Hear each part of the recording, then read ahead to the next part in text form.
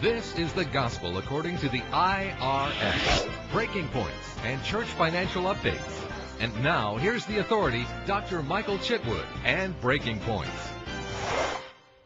I'm Michael Chitwood. Welcome to Breaking Points. For the last few segments, we've been speaking about violations from the church checkbook, a serious thing.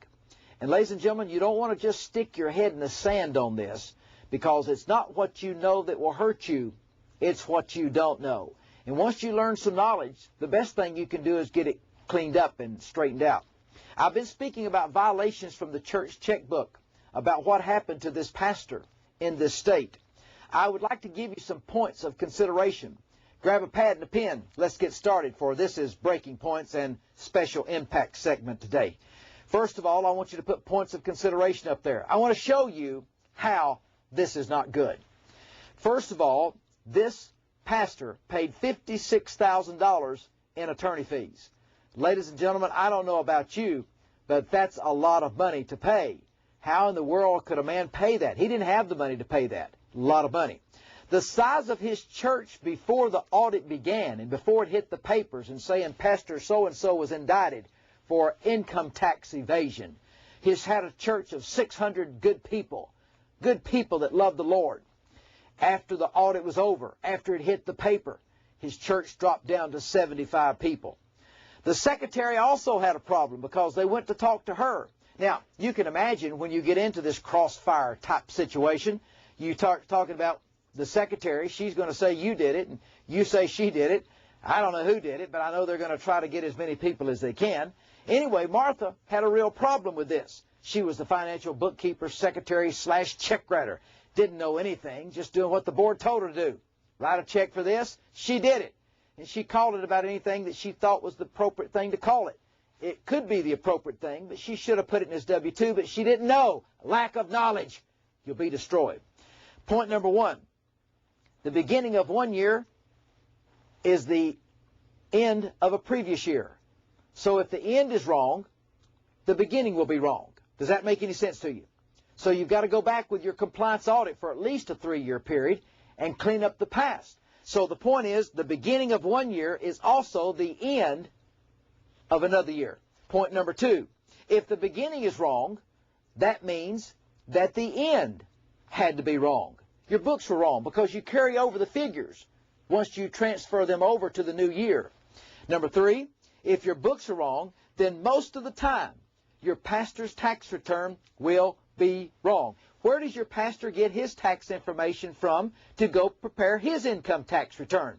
He gets it from the church. They give him a W-2. So what happened if Martha left some of this information out of the pastor's W-2? He went and had his tax return prepared. The information was wrong. Guess what? The pastor's tax return was wrong, and this pastor is not in a very pleasant condition today. The reason why that I want to bring that to your attention, it's always better for you to tell the IRS what you made instead of the IRS telling you what you made. In other words, you need to make sure that you have your personal house in order as well as your church. Not too long ago, there was a church that called me and they asked me for some advice. At the time, I didn't know that they were getting ready to have an Internal Revenue Service audit on some of the people in the church. 3 trustees at this church who were the fiduciary agents. One man had just retired from the city of New York. He looked forward at 72 to retire so that he could spend time at the church, and he likes to get the mail on the daily basis and so forth, and a few things like that.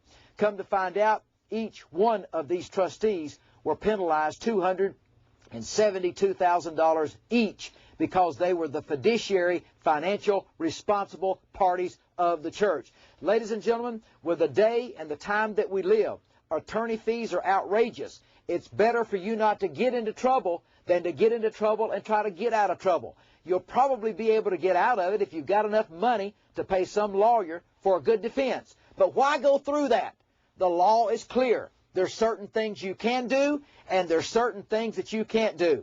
If you ever want to have something you've never had, then you must do something you've never done. If you really want your house of worship to be in order, if you really want your pastor's tax return to be in order, then why not start today with a compliance audit so that you can make sure that you're totally squeaky clean. I like that word, squeaky clean, from 3 years back, and you'll go into the brand new year, whatever year that may be, so that you'll know that the end was right, the beginning will be right.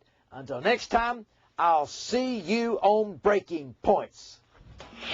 Breaking Points gives you the latest IRS updates and tax law. Pastor, if the IRS came to your church today, what would you say? If you really want your house of worship in order, call 1-800-345-9117.